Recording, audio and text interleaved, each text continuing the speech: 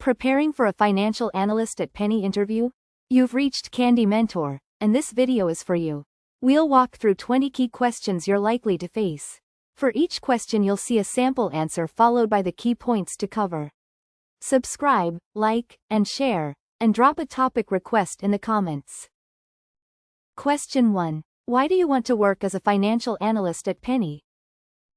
I am attracted to Penny because its discount model makes financial analysis highly practical. Small movements in pricing, volume, waste, labor, logistics, or shrink can materially affect profitability. I would enjoy turning operational data into clear recommendations for store and regional managers. My strengths are structured analysis, attention to detail, and communicating conclusions simply. Penny also offers a fast-moving environment where finance supports affordability for customers while protecting sustainable margins and efficient growth. While answering, connect your analytical strengths with Penny's discount retail model, emphasize interest in commercial decision-making, and demonstrate awareness of grocery economics, cost discipline, customer value, and the importance of reliable management reporting. Question 2. What do you understand about Penny's business model? Penny operates a discount grocery model focused on essential products, competitive prices, and efficient execution. The economics depend on high volumes, disciplined purchasing, lean store operations, strong private label penetration, and effective inventory management. Because margins are relatively narrow, availability, waste, shrink, labor productivity, and logistics costs matter significantly. A financial analyst should therefore look beyond revenue and explain how operational drivers influence gross margin, EBITDA, cash flow, and customer value. Make sure to cover discount grocery retail, high volume and low margin economics, private label products, efficient store operations, purchasing scale, supply chain discipline, and how availability and price competitiveness influence financial performance. Question 3. How would you analyze a monthly actual versus budget performance report? I would begin by checking data completeness, period cutoffs, and consistency with the general ledger. Then I would rank material variances by revenue, gross margin, labor, logistics, operating expenses, and cash impact. I would separate price, volume, mix, timing, and one-off drivers, then discuss unusual movements with operational owners. Finally, I would document causes, quantify any full-year effect, update the forecast when appropriate, and recommend specific corrective actions with accountable owners. In your answer, talk about validating data, separating price, volume, mix, timing, and one-off effects, identifying material variances, speaking with business owners, and converting findings into actions, forecasts, and follow-up controls. Question 4. Which KPIs would you monitor for a discount grocery retailer? I would monitor like-for-like sales, transactions, average basket, gross margin percentage, units sold, waste, shrink, stock availability, inventory turns, labor cost per sales euro, sales per square meter, store contribution, EBITDA, and operating cash flow. I would also compare KPIs by store, region, category, and time period. The important point is linking indicators. Strong sales growth is less valuable if margin declines, inventory rises, or labor and waste increase disproportionately. Be sure to mention sales growth, like-for-like performance, basket size, transactions, gross margin, waste, shrink, labor productivity, stock availability, inventory turns, store contribution, EBITDA, and cash conversion. Question 5. How would you build a sales forecast for Penny stores? I would build the forecast from store or regional history, separating existing store performance from openings, closures, relocations, and temporary disruptions. I would incorporate seasonality, holidays, calendar shifts, inflation, planned price changes, promotions, category trends, and recent like-for-like momentum. I would test assumptions against operational capacity and market context, produce base, upside, and downside cases, and review forecast error regularly. That feedback loop improves both model quality and management confidence.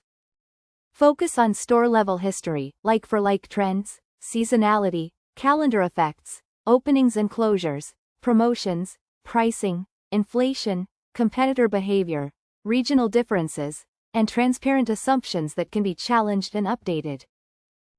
Question 6. How do you explain a decline in gross margin despite higher sales?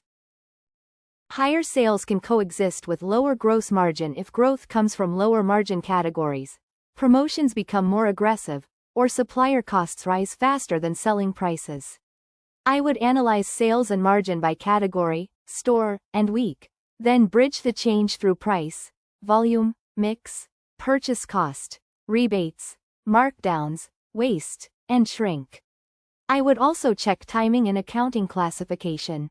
The conclusion should distinguish temporary pressure from structural margin deterioration. Make sure to cover price and cost inflation, promotional intensity, product mix, supplier terms, markdowns, waste, shrink, foreign exchange where relevant, and the need to reconcile accounting results with operational drivers. Question 7. What is the difference between budgeting, forecasting, and financial planning? A budget is usually an approved financial target for a defined period, while a forecast is the best current estimate of what will happen based on updated information. Financial planning is broader and may include strategic scenarios, investment needs, capacity, and longer-term objectives. I would use the budget to measure performance, the forecast to support near-term decisions, and planning to test strategic choices. Keeping them distinct prevents outdated targets from being mistaken for realistic expectations. In your answer, distinguish the annual target setting process from rolling outlooks and longer-term planning, explain their different purposes, and show how actual results and changing assumptions should update decisions. Question 8. How would you investigate an unexpected increase in store operating expenses? I would first determine whether the increase is real, correctly classified, and recorded in the right period. Then I would split the variance by store, region, account, vendor, and expense type, comparing actuals with budget and prior year. For labor, I would examine hours, rates, overtime, and staffing levels. For non-labor costs, I would review utilities, maintenance, rent, invoices, accruals, and one-offs. I would confirm the root cause with managers before proposing action. While answering, focus on variance decomposition, store and regional comparisons, labor hours and rates, utilities, maintenance, rent, repairs, invoices, accruals, timing, one-offs, and validating explanations with operational managers. Question 9. How would you evaluate whether a penny store investment is financially attractive? I would estimate incremental sales and gross profit, then deduct additional labor, occupancy, logistics, utilities, maintenance, and other operating costs. The model should include capital expenditure, working capital effects, taxes where relevant, cannibalization of nearby stores, and a realistic ramp-up period. I would calculate payback, NPV, and IRR using an appropriate discount rate, then test downside cases for weaker traffic, lower margin, and cost overruns. Strategic benefits should be stated separately from financial returns. Be sure to mention incremental sales, gross profit, operating costs, capital expenditure, working capital, cannibalization, payback, NPV, IRR, sensitivity analysis, and strategic factors such as customer access and market positioning. Question 10. What is working capital, and why is it important in grocery retail? Working capital measures the funds tied up in operating assets and liabilities, commonly inventory, receivables, and payables. In grocery retail, inventory is especially important because stores must maintain availability while limiting waste, markdowns, and cash tied up in slow-moving goods. Supplier payment terms can support liquidity, but excessive inventory or inefficient replenishment can weaken cash flow. I would monitor days inventory, payables, waste, availability, and the cash conversion impact of operational decisions. In your answer, discuss inventory, trade receivables, trade payables, cash conversion, supplier terms, stock availability, perishability, seasonal purchases, and how working capital decisions affect liquidity and profitability. Question 11. How would you assess the profitability of a promotional campaign? I would compare promotional sales with a credible baseline, ideally using comparable stores, products, and periods. The analysis should quantify incremental units, promotional revenue, gross margin, supplier funding, cannibalization, waste, additional labor, and any logistics effects. I would also test whether customers purchased earlier than usual or switched from higher margin products. A campaign can succeed strategically while diluting immediate profit, so I would present financial returns alongside traffic, loyalty, and market positioning outcomes. Focus on baseline sales, incremental volume, promotional price, gross margin, supplier funding, cannibalization, pull-forward effects, waste, labor, post-promotion behavior, and evaluating both short-term profit and customer or strategic outcomes. Question 12. Tell me about a time you found an error in a financial analysis. In a prior analysis, I noticed that a monthly cost trend was unusually favorable compared with operational activity. I traced the variance to an invoice recorded in the wrong period and an inconsistent spreadsheet reference. I reconciled the file to the ledger, quantified the impact, informed my manager promptly, and corrected the report before distribution. I then added a control checklist, independent formula checks, and a source data reconciliation. The experience reinforced that plausibility testing is essential. Make sure to cover the situation, your checking method, the specific error, financial or decision impact, how you communicated it, and the control or process improvement introduced afterward. Question 13. How would you use Excel to analyze Penny's financial performance?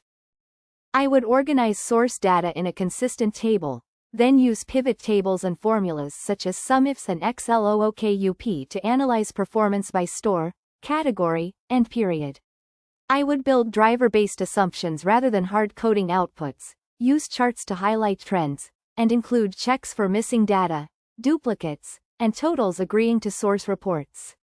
For recurring analysis, I would improve efficiency with Power Query where appropriate. Clear labels and version control are equally important.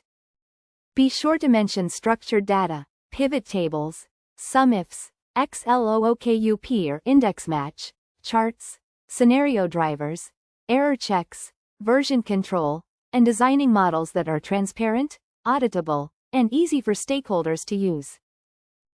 Question 14. How would you present complex financial findings to a non-finance manager? I would lead with the conclusion and explain why it matters operationally.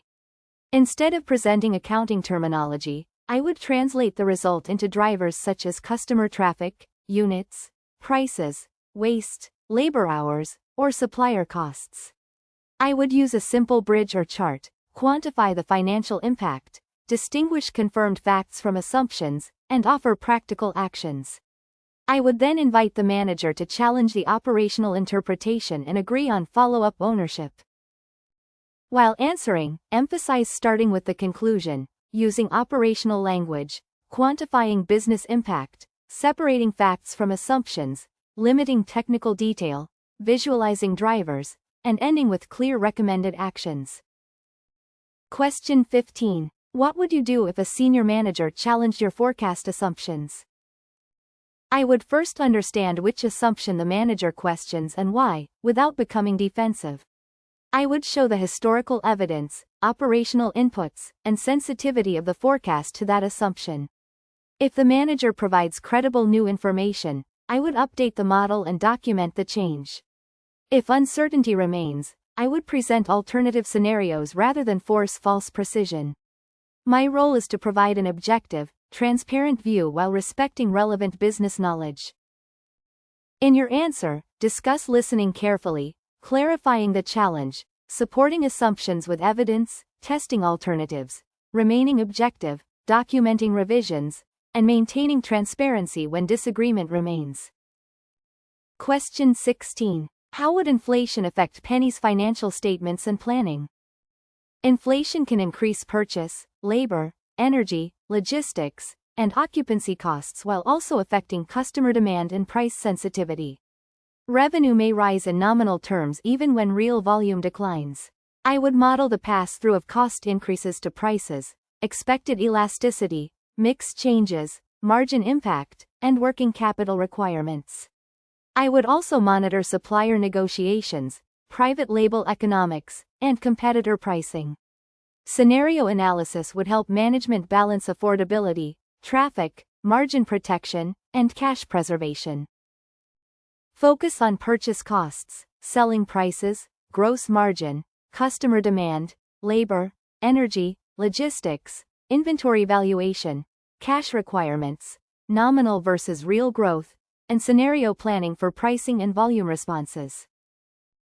Question 17. What financial controls are important in a retail environment? Important controls include segregation of duties, approval thresholds, supplier and product master data governance, purchase-to-pay matching, bank and ledger reconciliations, cash handling procedures, inventory counts, and monitoring of shrink and waste.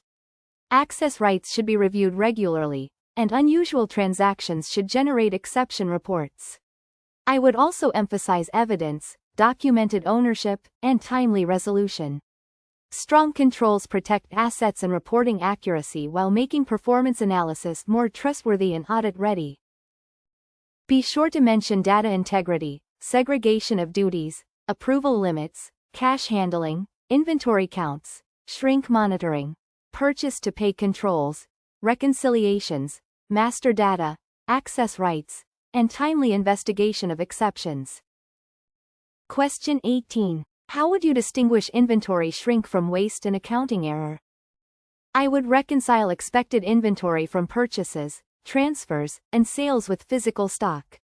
Waste generally reflects products that expire, spoil, or are damaged and should be documented through operational processes. Shrink is unexplained loss, often linked to theft, process weaknesses, or recording issues. I would investigate differences by store and category, review adjustment logs, receiving and scanning controls, and physical counts. Correct classification matters because each cause requires a different operational response and financial treatment. In your answer, define each category, explain reconciliation from receipts to sales and recorded inventory, discuss physical counts, expiry, damage, theft, process failures, and the importance of accurate classification and corrective action. Question 19. How would you prioritize competing requests from commercial and operations teams? I would assess each request by decision deadline, financial materiality, customer or compliance impact, business value, effort, and data availability. A request supporting an imminent pricing or investment decision may take priority over a lower impact recurring analysis. I would clarify the expected output, agree on scope, and communicate delivery timing early. Where possible, I would provide a quick directional answer first, followed by a more detailed analysis. Transparent prioritization helps protect quality and trust. Make sure to cover urgency, financial materiality, decision deadlines, customer and compliance impact, effort required, data availability, stakeholder alignment, transparent prioritization, and communicating realistic delivery expectations.